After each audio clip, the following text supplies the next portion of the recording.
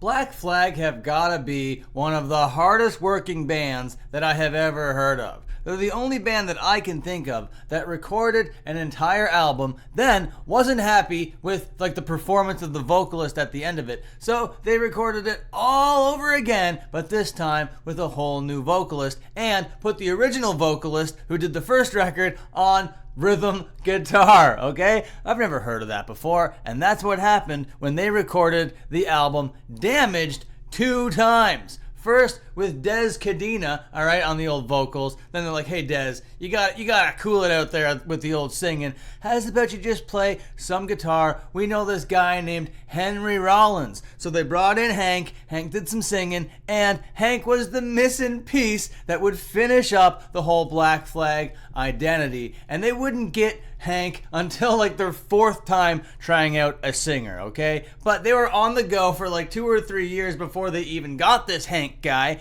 and they were really setting the groundwork. They were going 100 miles an hour, show after show, song after song, venue after venue, fight after fight, vocalist after vocalist, until finally they recorded what would end up being their first LP after trying over and over and over again. They finally did it with the album Damaged, but it would take them 2 full attempts, okay? My name is Dan Frampton. I am the internet's most ruthless gatekeeper, and today I'm here to gatekeep the 4 black bars, that wavy black flag, just the way that Keith Morris intended, okay? And the irony there is Keith Morris wasn't anywhere near Damaged. Keith Morris was so done with the band by the time they were on to Damaged. So let's go back to 1979, Hermosa Beach, California. You got Keith, Mr. Fisherman Morris out there fishing the day away with old Bill Stevenson, all right? They're out there on the dock, Hermosa Beach, reeling them in, starting punk rock bands. But here's the thing, he started Black Flag, and then he started to annoy Black Flag because of how like drunk and erratic he was all the time. They'll say it was like creative differences, but if you're familiar with like Keith Morris, he like never shuts up. He's always talking. He's full of so many like stories, and his ego is just 100 times bigger than his body. It is so easy to see why they got rid of Keith Morris from their like tight-knit operation, because these guys were always together, always on the road together, just doing it hardcore, okay? In my personal, humble little opinion, Keith Morris is the best vocalist for the band. He sounds the best. His energy on stage was the best, in my opinion, okay? Now, most people will side with Henry Rollins being that because he ended up finishing off their whole like identity, and you can't really think of Black Flag without thinking of Henry Rollins. But they were only able to squeeze out one little EP from this Keith Morris guy before he hit bricks, okay? And then Ronnie Reyes comes in, he puts down a couple tracks, still not enough for a full record, he kicks bricks, and then they're like, okay, we gotta try again, we really gotta get this full record down. So they're in that studio, and they're like, okay, Des, how's about you do that guitar playing some other time, come on to vocals. He comes on to vocals, they do the whole thing, okay? Then they finally have a full record, all right? It's this thing over here, Damaged. This version doesn't really come out. This version isn't known today as Black Flag's first record. What we know as Black Flag's debut record is this one over here. Very same record, all right? Different vocalist. And when I say very same record, I got to be clear, okay? These recordings are way different, and these track lists are way different. There's a couple songs that appear on the first record that don't appear on the second one, and vice versa. The most prominent one being TV Party. TV Party is nowhere near the original version of this record. But a lot of those classic tracks are here. Primarily, you want to see Rise Above down here, like at the very bottom of the track list. And if you're familiar with the Henry Rollins version, you know that Rise Above is the first song and really sets the pace for this entire record. But on this version of it, it's buried down there at the very bottom, and it's like a super rough demo cut thing. And here, just check it out for 1 second. You feel how like thin and narrow that sounds? Just wait till the chorus. It doesn't hit, it doesn't have near the amount of punch. You see how you don't even really hear that riff? Like,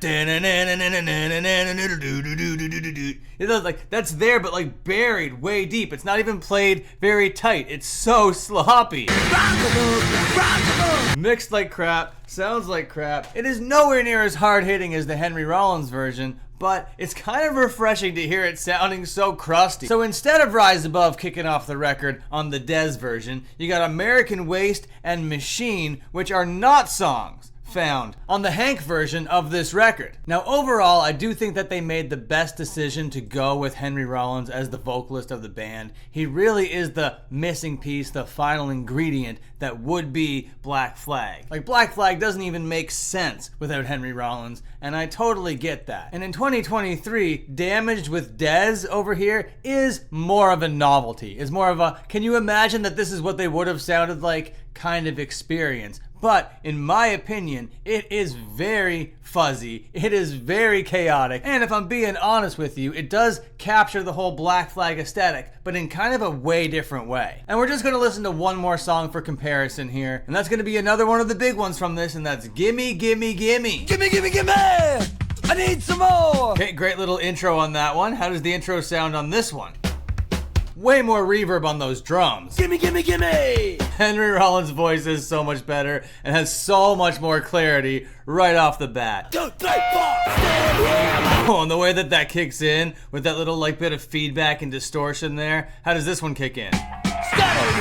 Oh, way weaker. It just kind of like morphs together, you know? So Henry Rollins is the better singer. Henry Rollins is the missing link. I hope that you can see that as well. Not only is Henry Rollins the better vocalist and better frontman to the band, okay? But this band wouldn't have turned out to be the Black Flag that we know and love for one bigger reason than just Henry Rollins. Of course, that's the biggest ingredient. That amount of charisma, that amount of attitude, that amount of aggression, that amount of ferocity right there at the top. Of course, that's the main ingredient as to why Black Flag is like Black Flag today. But if there was no TV party, okay, then there would be no Black Flag the way that we know it today. Now, these guys didn't write very many more TV party type songs, but it was TV party that got this vibe, that got this band, that got this sound notoriety the second time around, okay? Everybody thought